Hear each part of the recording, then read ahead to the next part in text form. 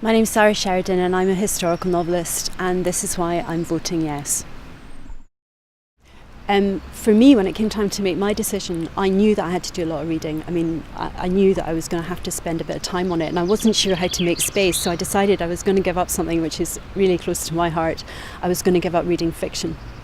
And so in January, I normally read a lot of novels, and I put them all to the side, and I put all the poetry away to the side. It was a bit like going on a diet. And I started to read all this non-fiction stuff and political blogs and newspapers and books about economics and also watching video material of debates, politicians and ordinary people talking about it. The thing about all that material is it's propaganda. All of it, whether it's for the Yes campaign, whether it's for the No campaign, anything that you read, like any historical document, is propaganda.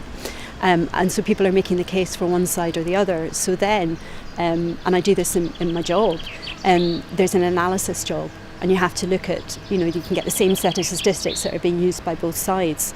And there's some great things that you can do to check on statistics, sites that you can run them through to see how those statistics were compiled and try and sort of unpick how that argument really works, or what the reality is around a study or a poll that's been done. And to me, that's been really fascinating, although I've missed poetry, I think, most of all, and I'm back off the wagon.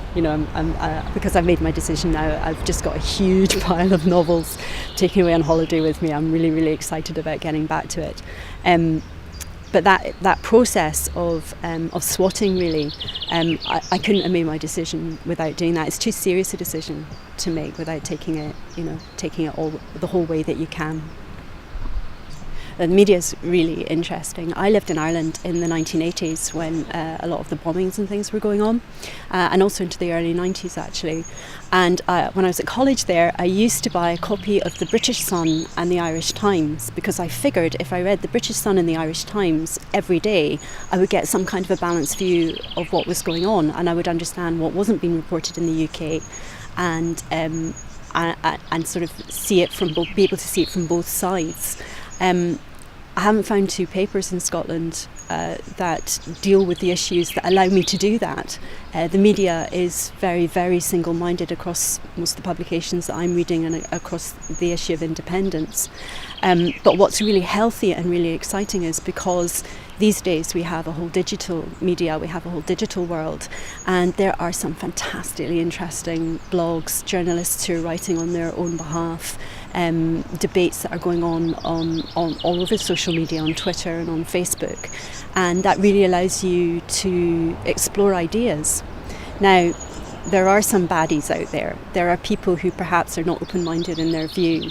And I'm a big champion of democracy. I think if we all voted the same, we would not be living in the kind of country that any of us would want to live in. And I also believe that people make their political decisions for genuine reasons and for different reasons. So for some people, a no vote is a good vote. That's what they ought to be voting. I've got friends who are voting no, and I understand why they want to do it, because their value system is different from my value system.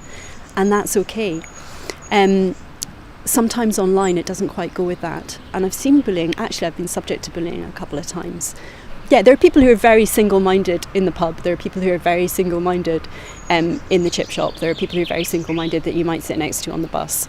And I tend to stand back from that and not feed that at all, because those people are not going to change their minds in any way. And actually, if it's not possible for you to change your mind no matter what you hear, then that's not a really healthy point of view from me. And if I heard no material that I thought was really good, I might change my mind back again. But so far I'm becoming more and more committed to the yes, because I think there's a really strong argument for how much better it will be for people in this country. So that's where I am at the moment. One of the things that I think is really interesting is when you hear politicians speak, they never seem to admit anything other than their own case. And that to me is the definition of an extremist. If you can see evidence to the contrary, and you can't even recognise that that might have some validity, there's something wrong inside your head. And if you're not open-minded, how can anyone be trusted to make decisions? You've got to be open-minded. And I think for me that's the quality that has been lacking in the debate. There's been a lot of people with these very, very polarised extreme views who aren't even prepared to really listen or consider another argument. And to me that's not healthy. And I'm glad to see that recently I think the level of debate has gone up a step, and that people are being able, ordinary people, perhaps not politicians, have been able to listen and actually engage with the issues.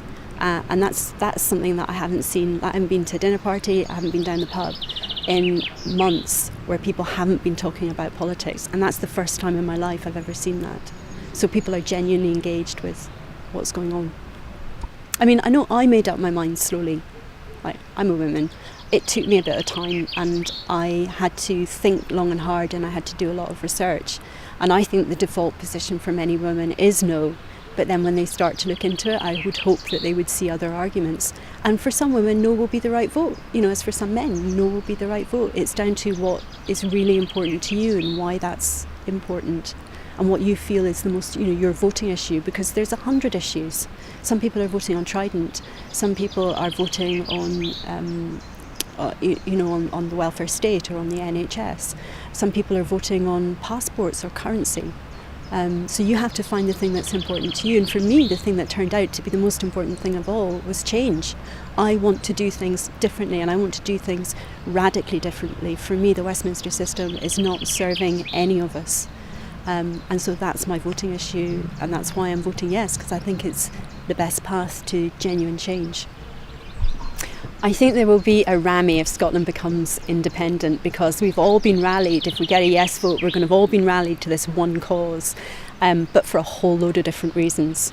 And it's going to be a time of great excitement and a lot of negotiation. And so I'm kind of excited to see what it will be like. I think it will be both exciting and scary, and a wee bit frantic, because people will be wanting to splinter off into these different groups. The people who voted yes for one reason, people who voted yes for another reason, will sort of be realigning. So I don't know exactly what we're going to end up with, but I'm pretty sure it's going to be exciting. I suppose if you're somebody who's undecided and you're somebody who wants to vote, you definitely want to vote some way. Don't vote and not look into it. Go out there.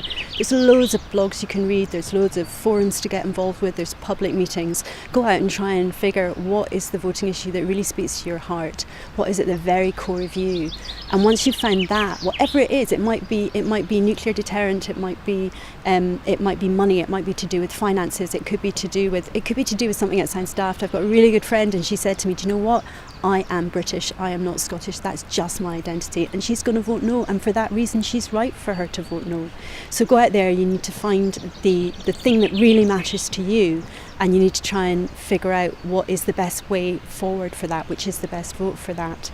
And I think the more and more people are doing that, they're turning to yes.